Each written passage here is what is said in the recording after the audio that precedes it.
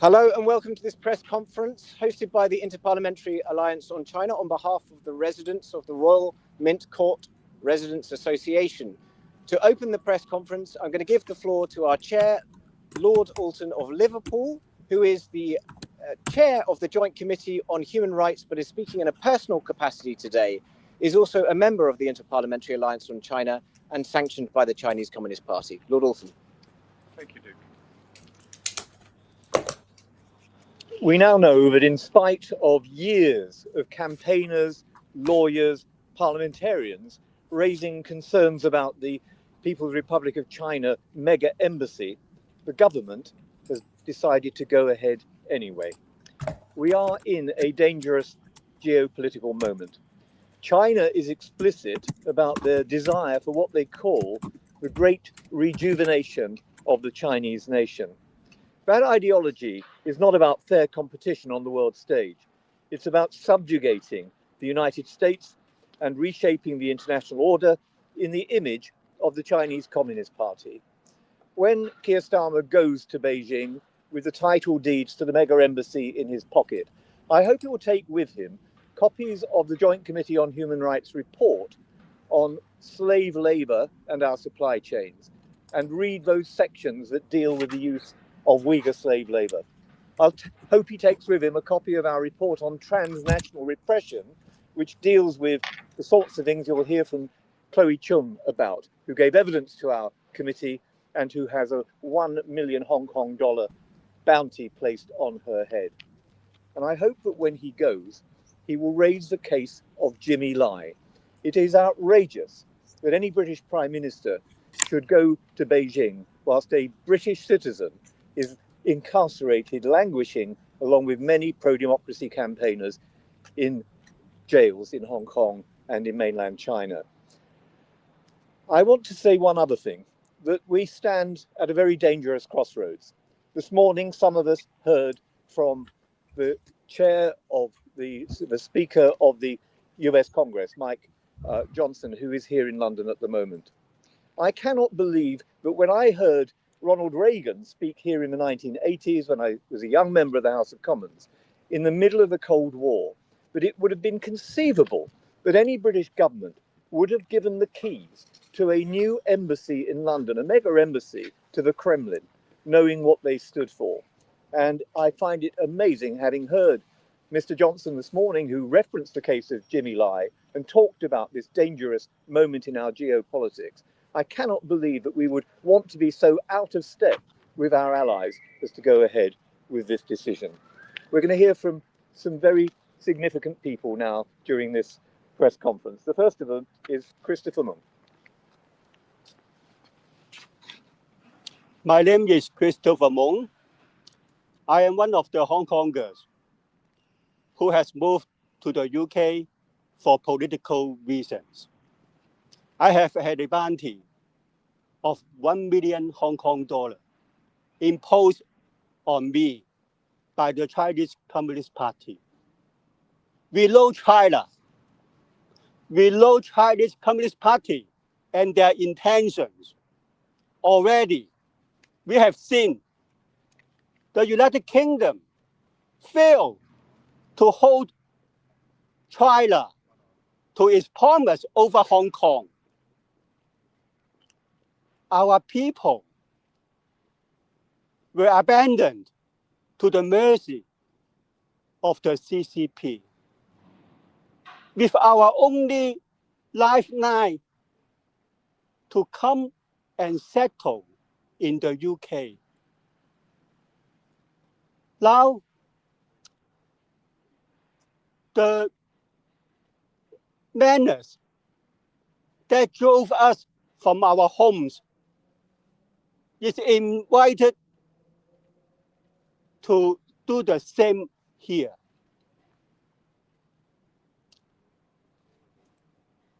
We are very much worried about this.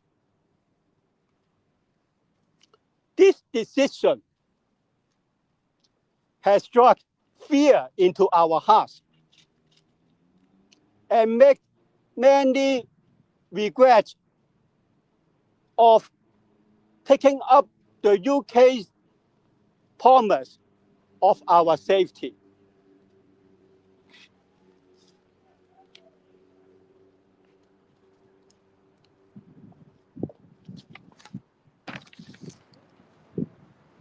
My name is Chloe Chung. I'm also from Hong Kong and also have a bounty placed on me. I'm angry and disappointed at Labour's government's decision. We have held several large protests outside the Royal Mint Court, which have shown beyond doubt that the area is not suitable for an embassy. Major roads have been closed every time we have gathered, causing traffic chaos. We are also told that access to historic ruins on the site will be guarded by Chinese police. People like me will never be able to visit these sites of UK's heritage. I know that if I go in, I will never come out. This site will accommodate hundreds more Chinese state employees. We know what that means. More interference, more influence operations, and more intimidations of people like me.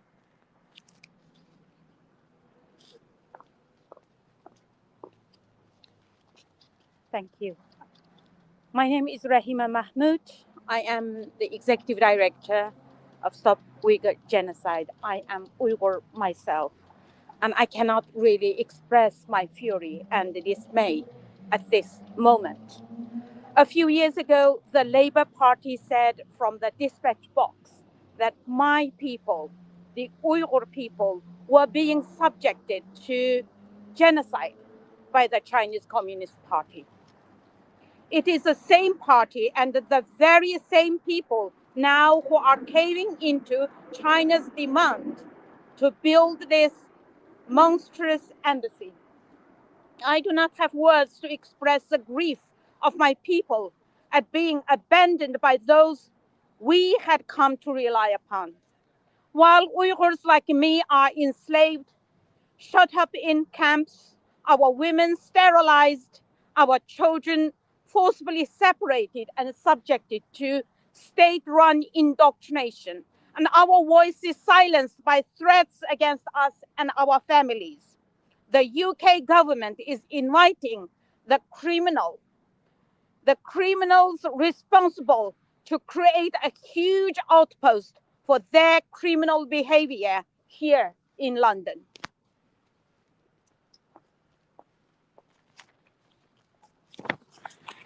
My name is Mark Nygate. I am the Treasurer of the Royal Mint Court Residents Association. I am a resident on the Royal Mint and have been for 27 years. And when I first moved in there, it was Crown Estate land. We residents have fought this application since we learned that our homes have been sold to China without warning. This has been a long David and Goliath fight. There is now only one way of stopping this, a judicial review. So I am today announcing that our judicial review to challenge the UK government's embassy decision begins today. We have to study the decision, but we think there are a number of grounds for review which we will develop. Firstly, predetermination. The possibility that the government did not have an open mind towards the application. Secondly, redacted rooms. Whether or not it was lawful for the government to take a decision without knowing the purpose of large parts of that building. Thirdly, access to the Abbey ruins. Whether the compromise reached with the Chinese is lawful. Fourthly, some of the procedural issues, like for example the fact we have been asked to make representations on the basis of unpublished Foreign Office notes which we've been unable to review. We have a GoFundMe which we can access to the QR code on this banner up here. If you want to contribute, we will fight this all the way. Thank you.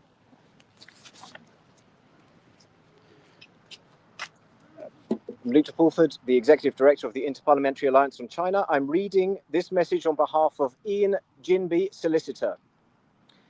Ian Jimby of Mishcon Derea has been instructed by the Royal Mint Court Residents Association to commission Lord Banner, KC, to pursue a legal challenge against the decision of the Secretary of State to grant planning permission pursuant to the application made by the Chinese Embassy in the UK to develop Royal Mint Court into a new embassy. Thank you, Luke. Now, if I can invite the participants to come and stand in front of the banner together, and thank all of you as well for being here. Obviously, it would be pretty pointless if we were just talking to ourselves. But if you have questions you want to ask any of the participants, could you just raise your hand, but also would you mind saying where you're from as well, because that will give our participants some idea of who they're speaking to. Who would like to go first? Gentleman here.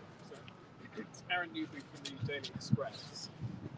Has Keir Starmer or any member of the government at any point in the last week spoken to any of you about your specific concerns around the safety of the Uyghur campaign as well? The answer is no. We've had nothing from them. Safety is clearly a key question for us. You heard from Chloe and Christopher about the bounties that are placed on them. There are at least 10 people who have bounties who are UK residents. And our Joint Committee on Human Rights, when we heard that evidence, said that China should be placed in the Foreign Influence Registration Scheme, as Iran and Russia have been. That has not happened. And they've even, of course, refused to use the word threat. But that is a word which the head of MI5 has used. So there's great confusion here. And I do worry for the people we've heard speak today about what the implications are for them. So thank you for that. Gentlemen. What do you make of the letter from the DG of MI5, the GCHQ, suggesting that national security risks can at least be managed? I'm not persuaded by the arguments myself. And indeed, I've heard contrary views put by people who have worked in the intelligence service and in security as well. How do you manage people like the spies who have been operating across Parliament? How do you manage people who are working in espionage? I think unfortunately there is an expectation on our security services to do things that are completely impossible to do. Gentleman here. Thank you, Martin from AFP. Just now, Mr. Nigate said that he's announcing that there's going to the judicial review begins today. Yep. Can you clarify that? Well, as in, does it mean that you've launched the process, the legal process today, or your solicitors going? The process. I wonder if you could give us a full answer. Yeah. The process that we've followed is that now that the document from the planning inspector has turned up, and now that the government made the announcement, we will pass that on to barristers to give us feedback. And that is the first stage of this process. Okay. Do you have anything to add to that? Yes, just that Lord Banner has been formally instructed. There will be now some reflection on the best way forward. There may be a pre-action letter. Of course, there has to be a hearing to see whether or not the judicial review will be accepted. But we anticipate that that's going to move pretty quickly. It may even move before the Prime Minister goes to China, but let's see. It's a very detailed planning decision from the planning inspector, and it all has to be pored over. Okay, so you haven't actually launched it today. It's just that the barrister's been instructed to kind of look into it and go ahead with this process. Yeah, well, the barrister has been instructed to go ahead with it. So yes, the grounds for the review will depend upon all of the detail which needs to be processed. Thank you. Gentleman here, then the lady there. Another question for Mark. I know the crowdfunding, the fundraising is still ongoing. Yep. Are you confident that you're going to raise enough funds for the challenge? Are you confident that you're going to win it? I have said that having had the demonstration on Saturday and being approached by many people at the demonstration, they have been holding back, waiting for the decision to be made before they put money in. So I expect that will be easily achieved. Also, this story has gone worldwide. I'm getting interviews from people like Australia and Japan, and they are sending the message out as well. So I have no fears about not getting that money. Thank you. Absolutely. Thank you. So, having heard all of this, are you then perhaps suggesting that Keir Starmer is jeopardising national security in return for stronger economic ties? There should never be a trade-off between national security and trade. You heard from Rahima Mahmood about the position of Uyghur Muslims. One of the reasons I've been sanctioned is no doubt because I worked with Rahima on the position of Uyghurs in Xinjiang. In our report that I referred to earlier on, we looked at the way in which trade becomes lopsided, because how can you have fair competition with a country that is using slave labor? So I don't think there is a trade-off to be had. I think it's a myth as well. We have had far too much dependency on the People's Republic of China. We need to make ourselves more resilient, and that should be the top of our priorities, not making more trade deals with the CCP. Considering that the Labour government has approved this, why do you think they've done this amid all the security concerns? That's a question you need to direct them. It's not, I mean, we've directed it at them and we've had unsatisfactory replies so far. And I can tell you that the mood in Parliament, right across the piece, it's difficult for some Labour members of Parliament to maybe speak out on this because of party loyalties and whipping, but certainly some have spoken out about it and others have privately mouthed their own concerns. I hope that they will continue to do that and at least urge a moratorium, not to proceed with this for 6 years, to see how world events work out perhaps before rushing ahead headlong into this agreement. So Keir Starmer still has the chance. He doesn't have to now go ahead and say do it tomorrow. Lady here. Alex Thompson from Sky News. Do you think that the government was stuck between a rock and a hard place? Like they had to approve this, otherwise they would have no trade with China, they would lose face, and then if they didn't approve it, then China would just walk all over them anyway. I think that this is a mess of their own making. They should have made it clear right from the outset that they would look at other options with the People's Republic of China. There's no one here that doesn't think that they should have the right to have an embassy in London. That isn't the issue. It's whether you have a mega embassy on this particular site for all the well-known security and other reasons. The psychological advantage to the PRC is quite considerable too. So I think they talked themselves into this. I think they should talk themselves out of it and maybe using the situation worldwide, which doesn't need describing here because we're all aware of it, as a reason for holding back on moving ahead with this decision. There's no reason why they shouldn't place a moratorium and not proceed. And certainly once the legal action has been commenced, that should give them another reason for doing so. Okay, two more questions, one here and one here. How embarrassing do you think any disclosed documents will be for the judicial review? Disclosed documents in the judicial review. If it emerges through disclosure that the UK government gave assurances to the Chinese that they would get their embassy, then those assurances would have been unlawful. If that comes out through disclosure, anybody involved in that process is likely to have to resign. So it could be extremely embarrassing. It could be catastrophic for the government. But we tried to raise concerns about this earlier on and say this is what you're going to be facing if you allow this embassy. They went ahead anyway. Here. Are you completely against the plan, or would you change your stance with certain conditions? I can't speak on behalf of other participants, but for myself, I do not think this is the right place or the right time to be allowing a mega embassy in the heart of London's commercial and also cultural centre. Looking at the layout on the plans, who would not be concerned about seeing more than 200 rooms? Who wouldn't be concerned about seeing underground rooms that no one can give any explanation of what they would be used for? So I would want to do more than go back to the drawing board. I think this is not something that we should be doing now because it sends the wrong signal. But what makes you be sure the right time and right place? I think that that's a decision for governments to make in the context of the moment.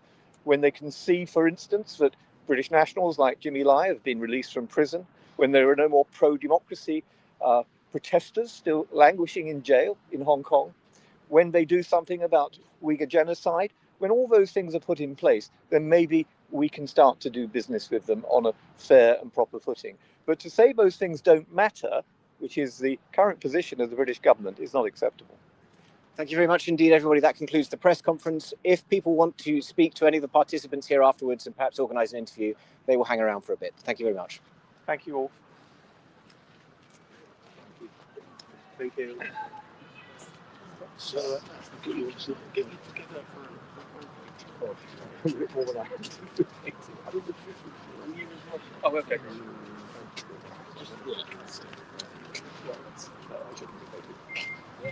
好，咁剛才嘅記者會咧，我哋喺呢度綜合一下啦。各位講者咧所講嘅內容咧，都係針對住咧係反對中國喺倫敦咧起呢個超級大使館嘅。其中咧開始嘅時候咧就由奧爾敦勳爵開始啦。奧爾敦勳爵咧就話喺有一啲在英港人咧，其實係因為中國懸紅100萬港元而面臨好多嘅人身威脅。佢希望英國首相如果去北京嘅話咧，係必須要提出黎智英一案。佢亦都批評咧，喺一個英國公民仍然係被囚禁，同埋咧係有好多民主派人士一齊咧都依然係被關押喺香港同埋中國內地嘅監獄嘅時候咧，任何英國首相訪問咧北京咧都係令人震驚嘅事嚟㗎。佢形容英國咧而家係企咗喺一個非常之危險嘅十字路口啦，並且提到當日比較早嘅時候聽到咧喺倫敦訪問嘅美國眾議院議長 Mike Johnson 嘅發言。咁奧爾敦勳爵咧回顧自己喺冷戰時期仍然係比較後生嘅下議院議員嘅時候咧，係曾經聽過美國前總統列根喺英國演說，強調當年任何英國政府都唔可能喺清楚對方嘅立場情況之下，容許喺倫敦為克里姆林宮興建一座大型嘅新使館嘅。佢好質疑咧，就係英國喺而家呢個地緣政治危險嘅時刻咧，係作出同盟友步伐不一致嘅決定。而跟住咧就到蒙兆達同埋張希晴咧，佢哋兩位都係被懸紅100萬港元通緝嘅人士啦。佢哋咧亦都分享咗咧佢哋喺而家喺英國面臨嘅一個跨境鎮壓嘅問題嘅。咁其中張希晴咧就講到咧，就係話呢一個歷史遺蹟咧，講緊係呢一個皇家鑄幣廠舊址呢個歷史遺蹟，如果日後係由中方把守嘅話咧，意味住好似佢咁樣嘅人咧係冇辦法進入相關英國嘅文化遺產地點。咁而佢因為咧佢知道咧，如果佢入咗去就冇可能可以再出翻嚟。佢認為咧新嘅使館將會容納數以百計中方嘅人員，意味住有更加多嘅干預、影響行動同埋對離散社群嘅恐嚇嘅。咁而跟住落去咧，就有制止維吾爾族嘅種族滅絕嘅呢一個運動嘅執行總監 Rahima Mahmood 咧，佢咧就表示自己咧係維吾爾人，對於政府決定感到極度震驚同埋悲痛。佢話咧，工黨政府過去曾經喺國會亦都明確表示過，維吾爾人正遭受中共嘅種族滅絕。但係而家咧，英國卻向中方讓步，批准興建規模龐大嘅新使館，係令人遺憾嘅一件事嚟㗎。而皇家鑄幣廠居民協會師傅 Mark Nigate 咧，就更加喺呢一個記者會上面宣布，皇家鑄幣廠居民協會已經正式啟動司法覆核嘅程序。佢話咧，佢哋係會挑戰政府批准新使館嘅決定，並且咧亦都研究緊好多個潛在嘅理據，包括政府係唔係一早已經內定早有定案，喺關鍵設計嘅文件大量刪除咗好多嘅內容之下，依然係作出呢個決定係唔係合法啦，以及係唔係容許中方喺歷史嘅空間設置入邊咧係去設定好多嘅限制，以及係程序上咧係咪會要求居民就住一啲未能查閲嘅外交文件作出陳述，呢一個嘅要求係咪恰當？咁 Mark Nigate 咧就話自己咧其實係一直都反對呢個計劃，佢喺皇家鑄幣廠咧已經住咗27年，形容呢一個咧係大衛對哥利亞嘅長期嘅一個抗爭。而 Luke de Pulford 咧就係裘倫德啦，佢就係對中政策跨國議會聯盟嘅行政總監，佢咧亦都代表法律代表咧係宣讀一個聲明㗎。就話咧，皇家鑄幣廠居民協會已經委託咗資深嘅御用大律師 Lord Banner 就住住房社區同埋地方政府事務大臣，亦都即係我哋講嘅房屋大臣咧，李世勳咧，佢所批出嘅呢個規劃許可決定，正式展開咗呢個法律挑戰。咁我哋今日喺呢一度就住皇家鑄幣廠嘅反對聲音，佢哋所開嘅記者會，暫時告一段落。